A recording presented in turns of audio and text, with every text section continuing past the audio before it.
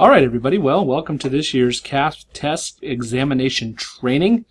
Hopefully you are going to learn everything you need to do in order to administer this year's CAASPP test. We're going to go quick because we only have 15 minutes on this app. So here's a quick look at the agenda. We're not going to really dive deep into everything on there. We're really going to just kind of focus on the things that you need to know as a test examiner. Here are the two different tests that are out there this year for most of you to take or give the students. The CAST, which is this new science test. We are still in a field test mode with that for 5th grade only.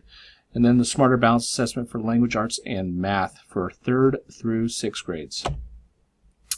You all know the CASPP portal. Let's talk about what's new and some changes in the portal this year. There's some frequently asked questions sections, new information for the CAST. And you can also look at new videos, lots of videos. If you can't stand my voice or my video, plenty of videos you can check out on the CAASPP portal. So the summative assessment, we all know what that's all about. Students through grades 3 through 8 and 11 take the SBAC in language arts and math with the following exceptions. Any students that have significant cognitive disabilities, they will take an alternate assessment. And also any EL who has been enrolled in the U.S. for less than 12 months on April 15th. So anytime they've been enrolled from April 15th on, they do not have to take the SBAC. That means in the U.S., not just enrolled in the school. All right, so what does CAT mean? Well, besides those feisty little critters that live in our house, they are also computer adaptive tests. And so you're going to be hearing two different things, CAT testing and PT. So the CAT test is everything that's not a performance task. So that's all you're giving your kids. It's either CAT or PT, performance task. Performance task, we know what that is, and that's where students demonstrate higher order thinking skills and explore and analyze a complex real-world scenario.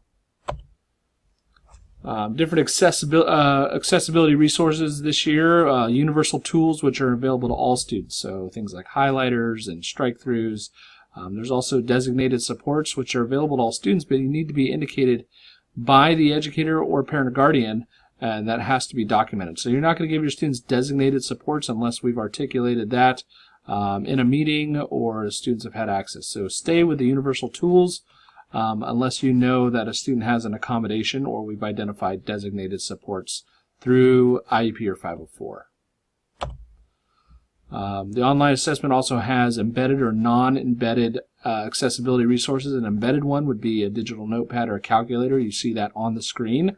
Non-embedded is anything off the computer, so scratch paper or things like that. Here's a list of all the different resources and what they are. You can find that by clicking on the link right there. At any time, please feel free to pause this presentation and click and follow the links on the bottom of the pages.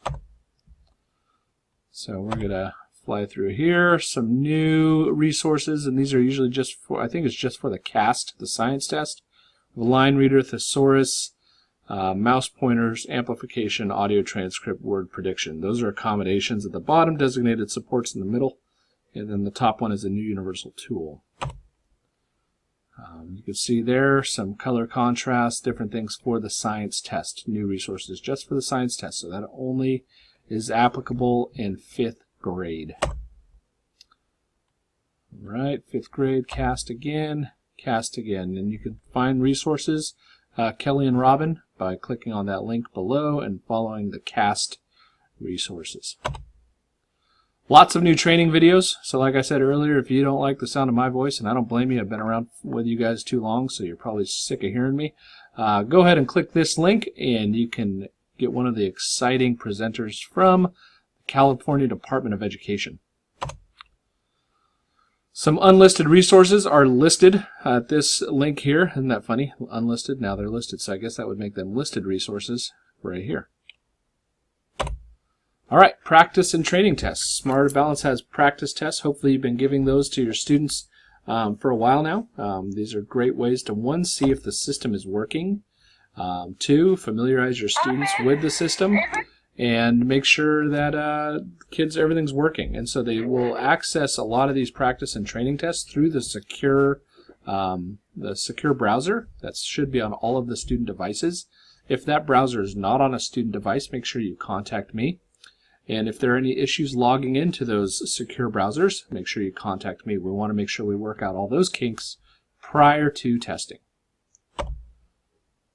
All right, you can do that two ways. You can go to either through the secure browser, which I hope you do, because that'll test our system, or you can go through the CAASPP.org website in your browser to go to the practice and training tests. Remember, do those together. Great whole class activities. All right, so it looks like this. So if you're at the CAASPP page, you click on Practice and Training Tests, and click on Test Administrator and Test Examiner Practice and Training,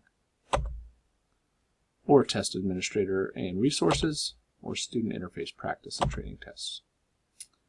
All right. So the secure browser, students must use the browser to take any of the CAASPP online tests, including interim, summative, field tests, and alternative assessments. Don't worry about the DEI.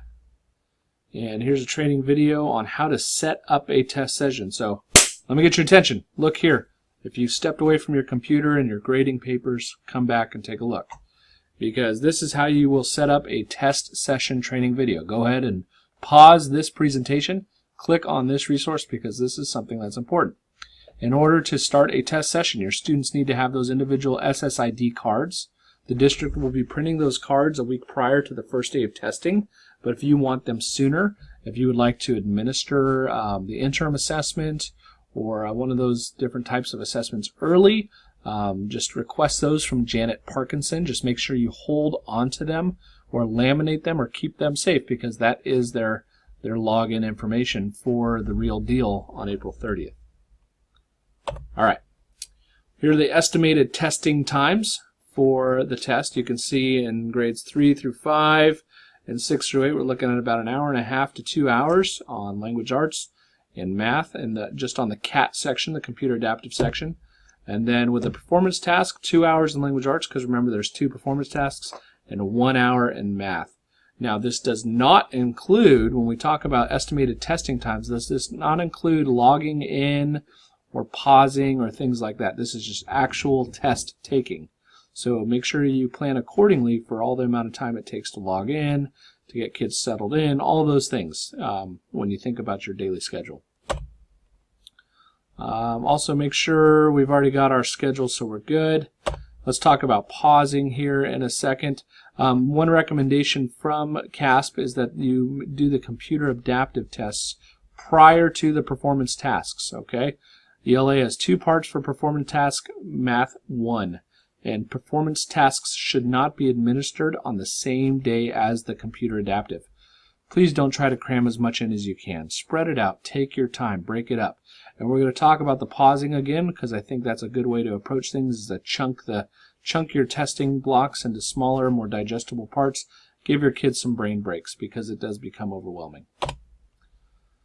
How do we establish the appropriate conditions? Well, we've done this for a few years, so we know that the room should have good lighting and ventilation, remove or cover any or displayed information that students could use to answer questions, and make sure that the students are seated appropriately. My recommendation would be, don't change your seating arrangement on the first day of testing. Do it a couple weeks ahead of time with the seating arrangement you plan on using.